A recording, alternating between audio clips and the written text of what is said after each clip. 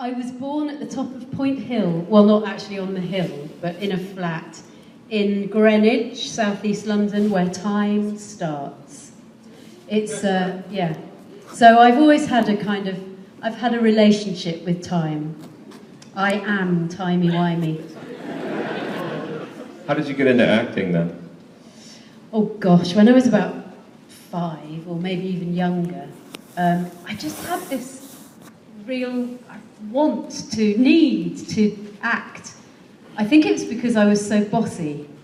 And so I used to get all the kids in the neighbourhood to dress up and do my plays. I had to be the hero. I was the director. Yeah, and I was just very bossy. And I've got this hilarious photograph of me, really, really small. Well, plus ça change, but even smaller than I am now. And everyone's much bigger than me. And I'm standing there in a line with all these people in their costumes, and I've clearly bossed them around enough to produce some kind of play. I always had to be the prince. And I've still got this little sort of satin shirt from the dressing up box that we had in those days, which I always had to wear, being the prince. And I guess it just went from there, really. And I did plays at school, and I just always knew that I wanted to be an actress. So then, did you watch Doctor Who when you were growing up? Yeah, everybody watched Doctor Who. Yeah, I don't remember much about it except being very scared of it, because it was in black and white. We probably, I don't think we had a TV when Patrick Troughton was on, but my first Doctor was John Pertwee, and it was all black and white, because we had black and white TV.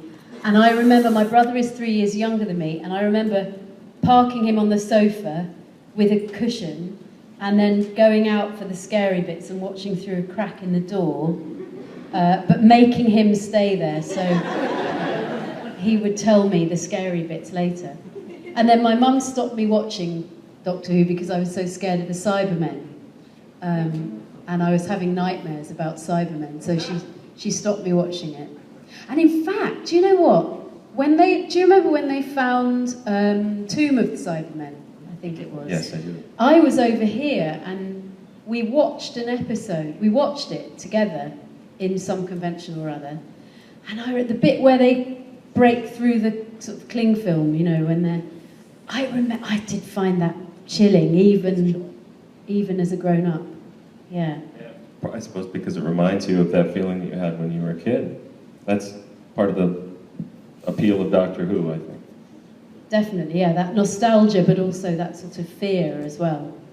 So, okay, so then you were cast in the part in Doctor Who. Did you think it was just going to be for one story? Well, my agent had said that it would be for one story, but they were thinking of bringing me in as the new companion. So when I signed the contract and started rehearsing, it was as though it was for one episode. But then gradually, I think they were watching me, obviously, John Nathan Turner and Andrew Cartmel. I got on very well with Andrew Cartmel, and then I got on really well with Sylvester just straight away. And I think that they kind of looked at us and thought, this looks interesting. And then Tony Selby, who was Glitz in Dragonfire, my first episode, he kept saying, oh, you'd be an amazing companion, you'd be just right for being the companion. And I couldn't say anything because I knew that they were thinking of using me for this. But I just was sworn to secrecy. But apparently they had to ask Sylvester what he thought, and because I'm the only person who's ever laughed at his jokes, he says, he thought I was fantastic. And we share a birthday. As he said, we're twins, but he's aged a little bit more than I have. Yeah, so all those things kind of added together meant that by the end of the rehearsal period, they were seriously thinking about, for the first block, they were seriously thinking about me carrying on. So then we went to record the first chunk of bits from Dragonfire, and of course I'd never even had a screen test. It was amazing thinking back now. I'd never been in a TV studio. I had to ask directions to get to TV Centre from Bonnie Langford, which was a bit embarrassing, because she'd probably gone there in the womb, I don't know, but she... and I turned up at TV Centre and I went to reception and said my name, and they gave me a key, and I thought, oh, okay. And I wandered around looking for the number that was on the key, and I figured out it must be my dressing room, so I went, put my costume on, sat there for a while, thought, wandered about, you know, it was really funny. Nobody really realised how kind of naive and inexperienced I was. And then I went up to the studio. Somebody rescued me. I went up to the studio, and eventually I was called onto the set. And the camera, I'll never forget. I had to just stand there in front of the camera while it went. Looked me up and down, and so that they could see. Well, partly because I was wearing these fantastic stripy tights for my with the cycling shorts. They looked so good. But unfortunately, of course, they just sent the cameras absolutely bonkers. You know, everything started going like this. So I had to go and change into those monstrous red ones, which made my legs look like sausages or something. Anyway. They're iconic now. Yeah, well, yeah. That's what we call it. Yeah, iconic legs. Okay. And yeah, and that's how it started. And then at the first scene that I did in Dragonfire was where Eddie Peel, who's playing Kane, he holds the coin up, and he's like tempting Ace, and he said, "Ooh, look up." And I looked at all the monitors around the studio. We're talking the biggest studio in Europe, I think, at the time. And all around these monitors, all around the studio, was my face about this big in the frame. And it was amazing. And then at the end of the day, yeah, that was the screen test. And at the end of the day, John Nathan Turner just clunk, clunk, clunk, clunk, clunk, clunk down the stairs, lit up a fag, which of course is weird now to think of it, and said, "Well, we're on if you're on." And that was it.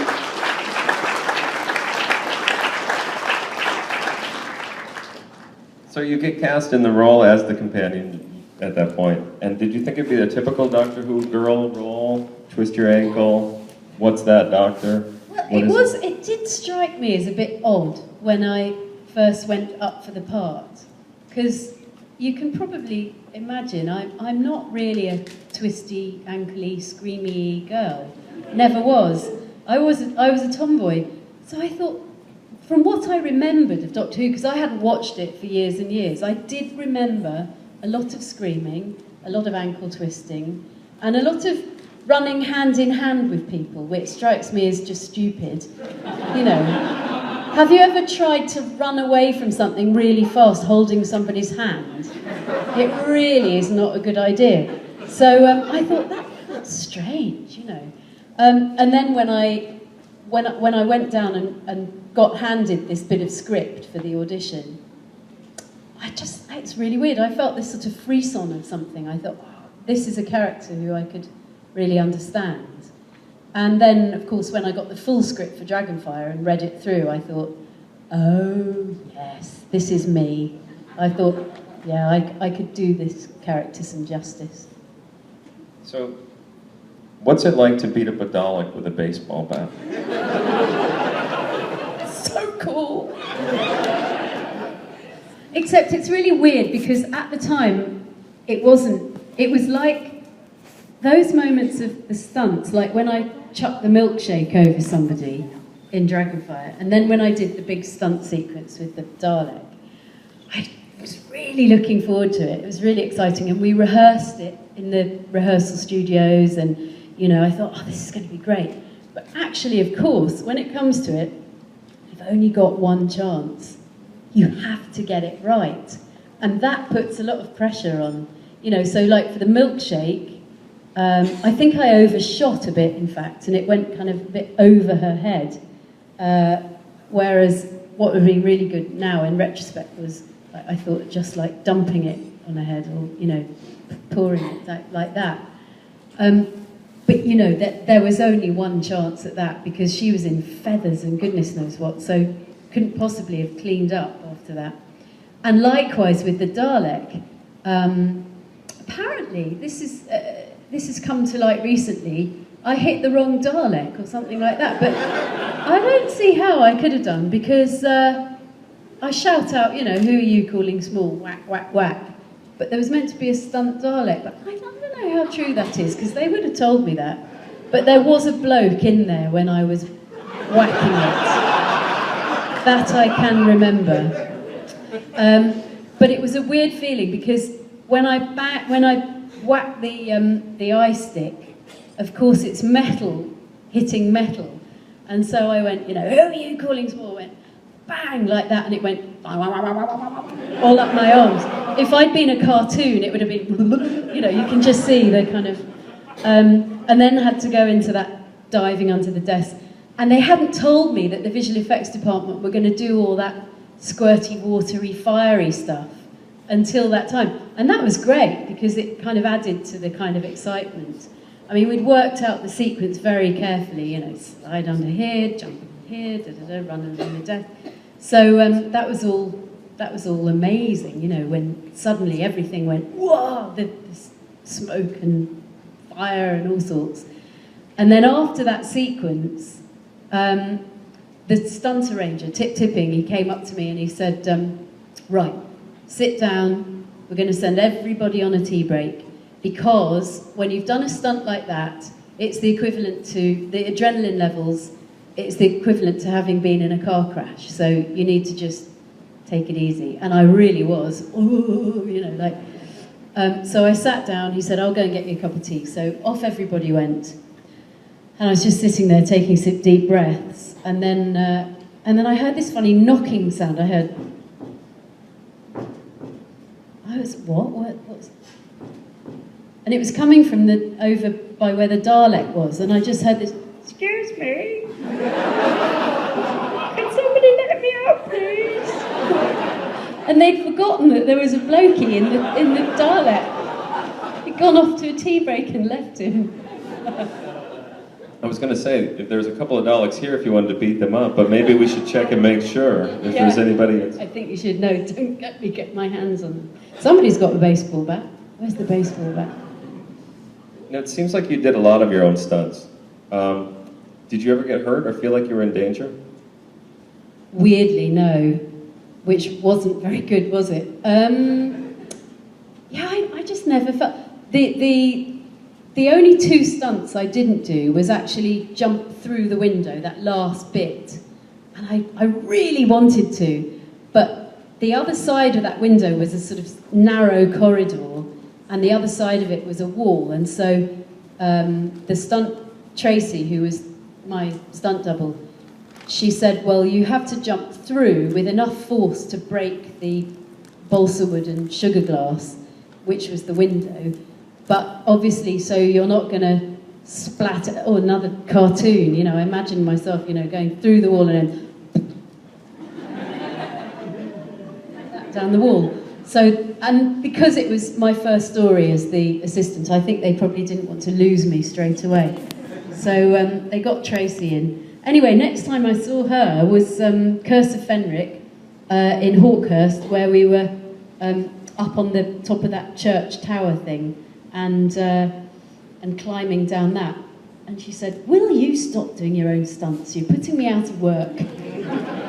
But yeah, we did everything else. And Sylvester and I just loved it. I think I've always been a bit of an adrenaline junkie, so, you know, it was crazy, the things we did. I think the craziest one was in Silver Nemesis, with a Cyberman up there and on this gantry. And when we were in the rehearsal studio, Chris Clough, the director, said, you're not afraid of heights, are you? And I said, yes, I am actually, because Sophie Aldred is actually afraid of heights. So he said, oh, well, it's probably not much higher than this ceiling, which was about this height. And I thought, oh, yeah, that's okay, that's fine. And then we got to this place. It was in Greenwich. It was this hangar, old sort of gasworks thing. It was way high. I mean, you can see, can't you, from the shot? You can see the TARDIS is about that big. I mean, it really was very high up. And we climbed all the way up there. And I think one of the only reasons why I wasn't too scared was that the Cyberman who was up there with me was a male model and incredibly good looking and hunky. And he engaged me in conversation the whole day, so that was something to take my mind off my fear of heights. So anyway, then we had to do this thing where we started running along the gantry, and at a certain point I had to duck down like this from firing something or other. And it was probably about as wide as this, maybe a bit narrower, with this, you could see through, you know, it was that sort of, you can see on the actual tape what it was like. But I suddenly realised down here was that the railings were spaced about every 3 feet. So there was actually nothing at all between me and this kind of hundreds of foot drop down there. I mean, there's just absolutely no way that Karen Gillan would have been allowed to do that. Or, you know. So, health and safety would not allow that now. So I look back on it and think, well, that's great, actually. I was allowed to do these dangerous things that you wouldn't do that now. And you were up there with a couple of actors with Cybermen heads on and presumably couldn't even see at all, right? No, I mean, gosh, that must have been weird for them. There was David Banks was up there. Yeah, they just literally couldn't see. And a guy with a Steadicam, that was pretty state-of-the-art. And you can see that in the shots, I think, that it is filmed on Steadicam. I don't know what Steadicams then were like, so heavy and so big. It was sort of strapped on. I remember the guy was quite small, and it was kind of bigger than him. And he was like, you know, going along this gantry. So yeah, it was a funny day, that one. So during your time on the show, you worked with some of the biggest icons of Doctor Who, the Daleks, the Cybermen, the Brigadier, the Master, the Candyman. Now, don't knock the Candyman. Were you aware of the iconic status of those? Oh yeah, it was amazing. I mean, I was so lucky to work with them all. Yeah, I did realise, because of course, being brought up on seeing Doctor Who, you know, Daleks and Cybermen particularly. But yeah, the Brigadier, I mean, Nick Courtney, to be working with him. In fact, when I first did, I think I was saying yesterday, when I first did my first convention, you know, I went into the green room and there was John Pertwee, Doctor, and Unit, and it was, couldn't believe it. So to be actually working with Nick was just such a joy. And I mean, for those of you who knew Nick, he was just such a lovely, lovely man. So that was a joy. And Anthony Ainley as well, who also shared a birthday with me and Sylvester, weirdly enough. And Barnaby Edwards, who's the inside of a Dalek now. And my mum, who has nothing much to do with Doctor Who, except I suppose she gave birth to me. I suppose she could It might be a crucial part in the history of Doctor Who. That's true.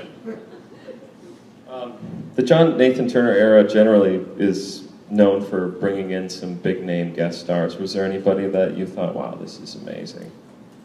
Most of them, actually. Unbelievable. Especially in Ghostlight. Because that was sort of, they were posh actors. Sylvia Sims and, you know, it was amazing just walking into the rehearsal room and thinking I'd gone into the wrong room. Because there were all these, I thought they were doing some period costume drama for the BBC. And it turned out they were doing Doctor Who, amazing. But I mean, you know, all of them were amazing. Georgina Hale and Anne Reid and Dinsdale Landon, Alfie Lynch. I mean, you know, just never-ending list of amazing actors. And I learned so much from all of them. I watched them like a hawk. Sylvia Sims was great because she taught me a lot about stunts, actually, as well. There's one point where she grabs my hair and goes, And she has to yank it back like that. She said, now, darling, I'm going to put my hand on your head, and as soon as you feel my hand on your head, I'm not going to pull or anything. You just jerk your head back like that. And it worked. It's really great. Makes sense. So in season 26, you started exploring the character base's path. I lost my place. We'll make it up. Did you have any input into that? No. Well, it was funny because Andrew would kind of talk about, I've had this really good idea. What do you think about this? And I'd go, yeah, great. So it wasn't so much, it was sort of like, if there'd been anything that I really hadn't liked, I think I would have complained. But I was also always so delighted by what I was given to do. And then Sylvester came up with this idea. I remember exactly where we were. We were in the school building in remembrance of the Daleks. And we were looking out of the window, and it was that bit where they were lowering the Dalek mothership in by crane. And it really did come in by crane. I mean, it really was that great big, it wasn't a model, it was incredible. And so we had to hang around for a bit. And Sylvester said, I've got this really good idea. He said, I think the Doctor should be teaching Ace about the universe. Should take her around the galaxy and just sort of get her to ask questions and about the world, and I think my Doctor should be kind of teaching her. And then I find out that it's actually a very sneaky way of getting me to say all the difficult words. Because instead of me going, Doctor, what is it? And him going, Ace, it's a blah, blah, blah, blah, it would be, he'd go, Ace, what do you think this is? And I'd go, oh, is it a blah, blah, blah, blah, blah. So it was a very, very clever way of him getting out of saying all those difficult things. So season 26 ends, and Doctor Who is put on hold at that time indefinitely. As we now know, the series wouldn't come back for 16 years. How did you find out that you weren't coming back? Through Sylvester, actually. I was incredibly fortunate for those 3 years that I was doing Doctor Who, because in our downtime, which was, we had sort of 6 months between shooting, and I'd also, at the same time, got a presenting job in a children's show, which is what I'd always wanted to do. I'd always wanted to be a children's TV presenter. So I was so happy. I had 6 months doing Doctor Who, being an actress, 6 months presenting these crazy programmes for children's BBC. And I can't think of anyone I know who's had that experience. Solid work for 3 years, going to the BBC every single day. I knew all the tea ladies, I knew the people in reception, it was amazing. So, when the news came, I was rehearsing for Corners, and no mobiles, of course, in those days. So a call came in to me when we were rehearsing into the office, and I went and took it, and it was Sylvester, and he said, are you sitting down? And I said, well, I am now, why? And he said, they're not going to do any more Doctor Who. And it was, what? Because we were on what's called an optional contract, which works both ways, so that they were allowed to kind of terminate our contract, and we were allowed to as well if a better offer came along, I guess. But yeah, he found out from his agent, I think, that they weren't doing any more, and then John had called him and said, and I felt kind of a bit cross that John hadn't rung me and talked to me about it, but then I realised actually he was completely gutted. He'd worked so hard to try and save this blimmin' show, and it was being cut off for no other reason really than one person at the BBC didn't like it, one person in power, and wanted to bring in something new, which indeed he did. It was a series called El Dorado, which was universally panned, and it came off after the first series. Yes!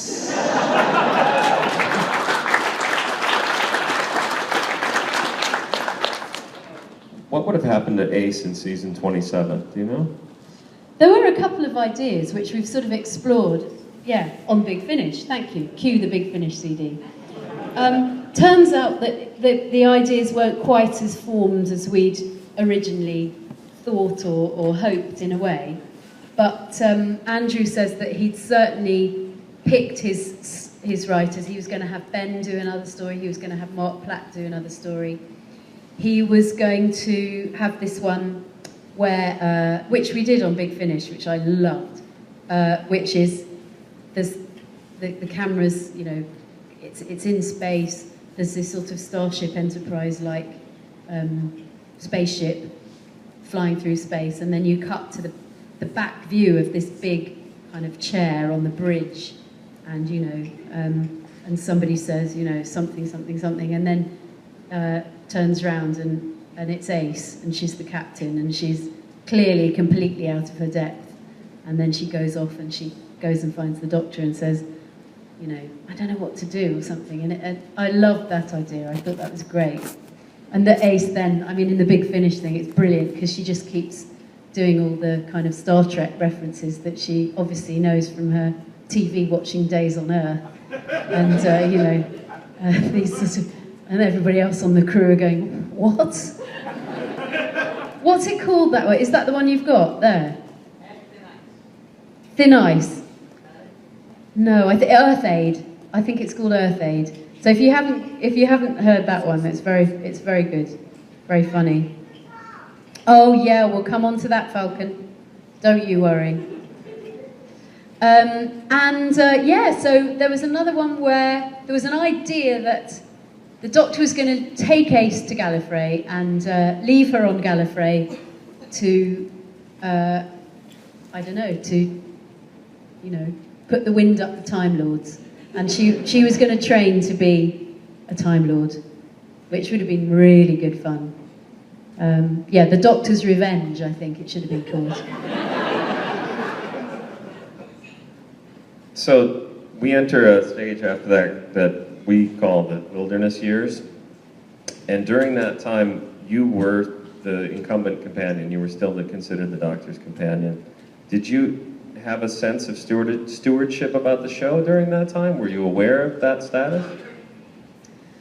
I suppose so. It's quite nice, isn't it? You know, being the guardian of Doctor Who.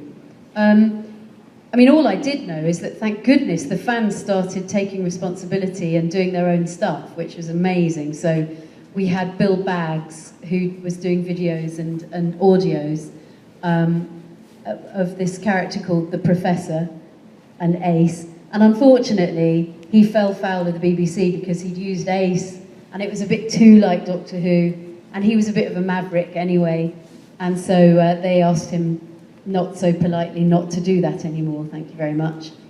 But then by that time, the kind of whole audio idea, the seeds for that had been sown, and so Jason Haig-Ellery just went to the BBC and said, excuse me, could I have the licence? And they said, don't see why not, you know, so that was great, and Big Finish began, and I think we always just then felt that, yeah, there we were, we just continuing in audio form, and we were very well aware of providing something for the fans as well, because, you know, the fans were amazing at that time, and so loyal, and so vociferous as well, and that it was just great to be doing something for them.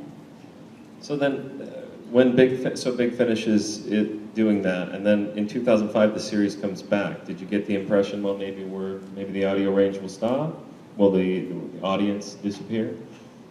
I think by then we kind of knew that the audio range would go on, because from going to appearances and conventions and stuff, I mean, I'd say to people, oh, aren't you just loving the new series, isn't it great? And so many of the fans said, oh no, but it's not as good as the classic. I was going, you're mad, of course it is. Don't be crazy. But, so actually we kind of knew that we had this core of wonderful, loyal fans who were then passing it on to their children, and, you know, as evidenced by many of you here today. So thanks for that. It's great. And it just all lives on, it's great. A lot has been said about how your The character of Ace in season 26 in particular sort of paved the way for the new series. What do you think about that? Well, yeah, I'm hoping that Russell kind of thought, oh yeah, that's we must have a nod to Ace, because there's definitely similarities with Rose. I thought it was a genius idea of his to kind of focus the first story really around the companion, because for most people in Britain, they hadn't seen Doctor Who, or hadn't seen it for a very long time. So it was great to have it more like, in a way, more like a soap opera initially than a science fiction series. But definitely the parallels of the council estate. I mean, the thing is that Rose was much more, a very different character to Ace, you know, much more emotionally mature. I mean, she talked to a Dalek, she didn't bash it up with a baseball bat. But nobody but Russell T Davies could have brought the series back. It was just perfect timing and the perfect person to do it. It was really great that was able to happen. Is it true that Russell was going to bring Ace back for the Sarah Jane Adventures if there had been another season? Yeah, I didn't know this until I was interviewed by Doctor Who magazine, but Benjamin Cook, who's a very good friend of Russell T Davies's, and he said, oh, before we start the interview, he said, I just wanted to show you a message from Russell, because I mentioned I was meeting you today, and he said, oh, he got very excited. And I thought, wow, that's amazing, because I still, to this day, haven't met him, or haven't had any correspondence with him at all. So I didn't know whether he knew who I was, or, you know, and it became very apparent that he did. And apparently he'd had this, he said to Benjamin, every time we have an ex-companion on the show, the ratings go massively up. So the next one is Ace. And he said, but I've sketched out the ideas for the first scene. And apparently this sleek car, sports car, drove up in front of Sarah Jane's house. And you just saw this sort of back view of this very smart woman in a suit and high heels go up to the front door and ring on the doorbell. And then you got Sarah Jane's view, and it was me, Ace, a bit older, very, very smart though, very different. And it was to do with this charity, I think, that was mentioned in the Sarah Jane Adventures. And he said, but don't worry, because she's soon rushing around chucking explosives and beating up Daleks again. But I don't know whether we'd be allowed to do that now. I really don't think she'd be allowed to have Nitro 9 or beat anything up. But there's probably a clever way of getting around it.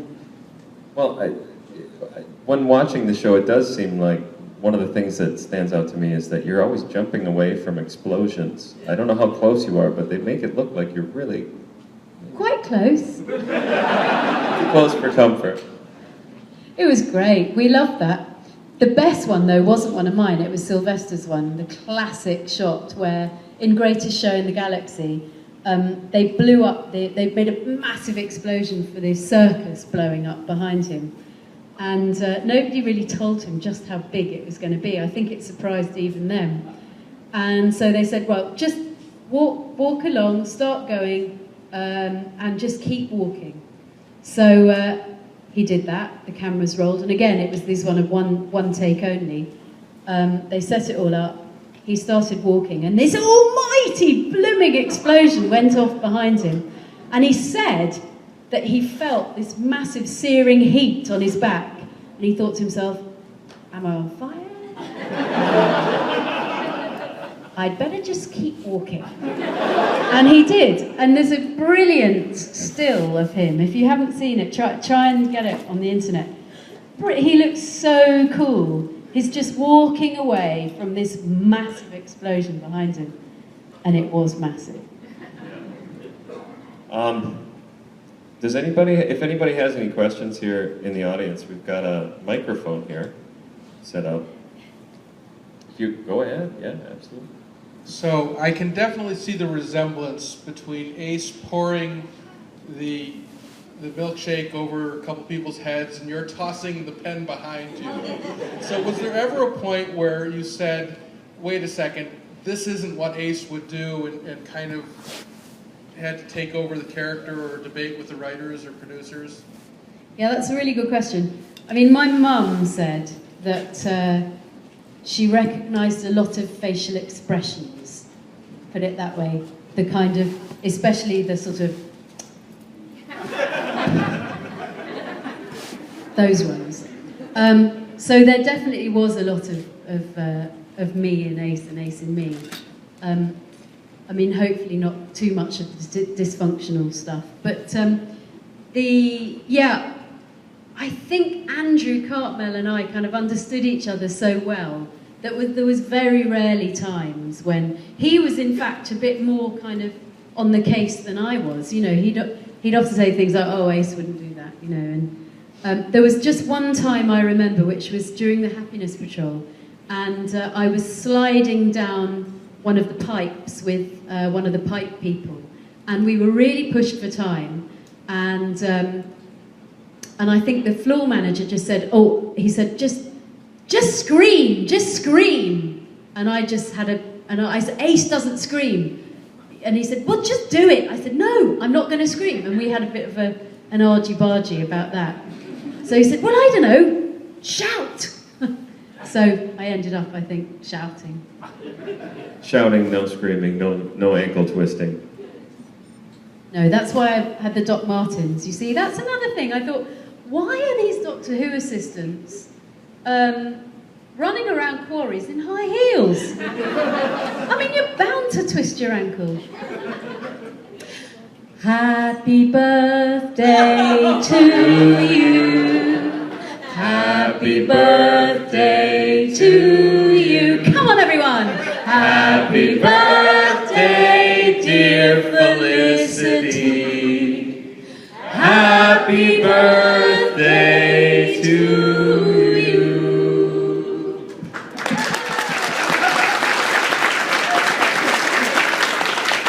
It's not really her birthday, it's just... She always says that. So missing episodes have been big in Doctor Who. Are there any of your shows that you would like to go missing?